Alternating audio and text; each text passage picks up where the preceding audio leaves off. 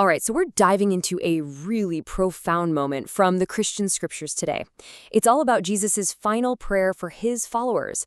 And, this was so much more than just a simple goodbye. It was really a blueprint for a mission, one that's built on these two huge ideas, a holy sending and perfect unity. And that right there brings up a massive question, one that people have been asking for centuries.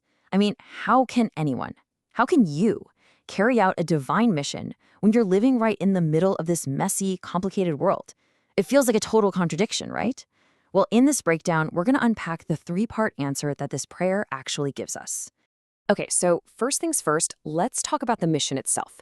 The text makes it incredibly clear that this wasn't some kind of invitation to a comfy, easy life. No, it was a direct, holy sending right into the world. Now, you really got to pay attention to the wording here.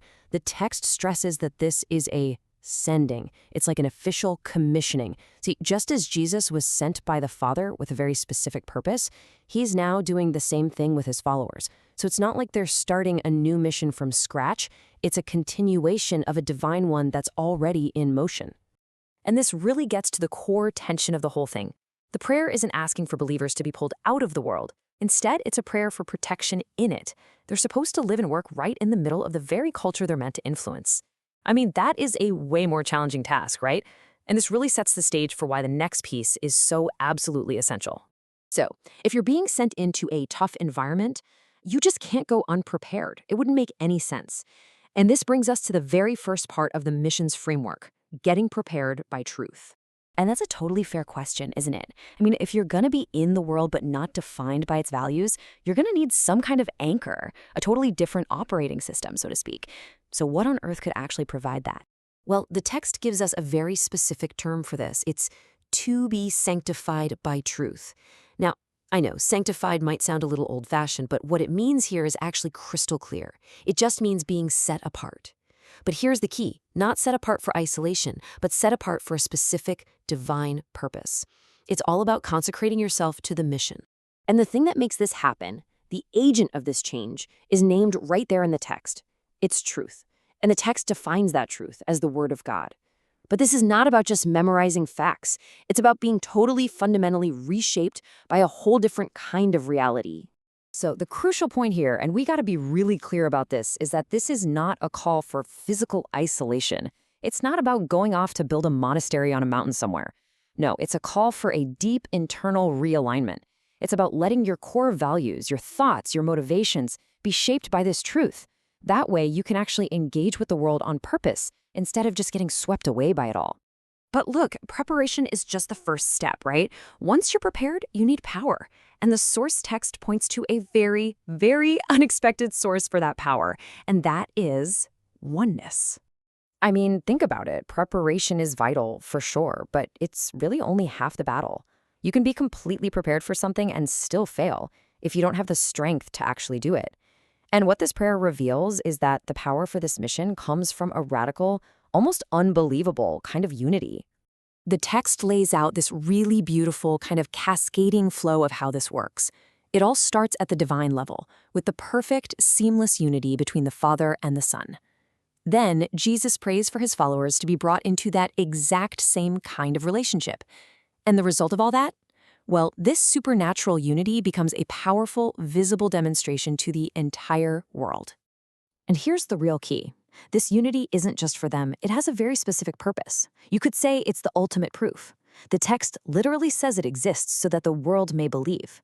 I mean, just imagine, in a world that is so fractured by division, a community showing this kind of supernatural love and unity would be unbelievably compelling. It would be their greatest tool of persuasion.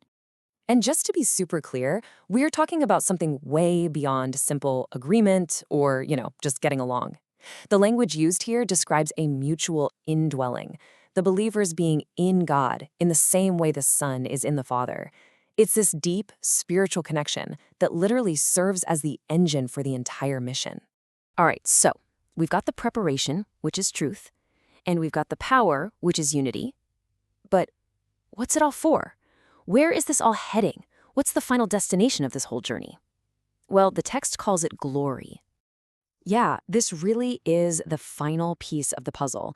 Because without a clear destination, even the most prepared and powerful journey is just aimless, right?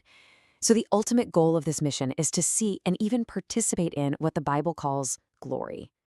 Now, the word glory gets thrown around all the time, doesn't it? We usually think of fame, power, winning the big game. But the text here presents a completely different definition. This version of glory has nothing to do with getting recognition for yourself. It's about knowing God intimately and reflecting a character of self-giving love. It is a total 180-degree reversal of the world's definition. And this isn't some new idea that just popped up. The prayer is for followers to see the very same glory that the Son shared with the Father from eternity itself. The text says, before the world began. That is the ultimate goal, to be brought right into the heart of the divine life, to experience the very source of all love and all goodness. Okay, let's bring this all together. What does this ancient prayer, this whole framework, actually mean for us, right here, right now? So, here's the framework in a nutshell. The mission kicks off with preparation that's being set apart and aligned with truth. Then, it's fueled by a totally unique power source, that supernatural oneness with God and with each other. And the whole thing is aimed at a single ultimate purpose, to experience and reflect God's glory.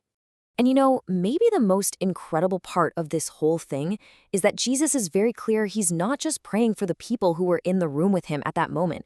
He's also praying for all who would ever believe in the future.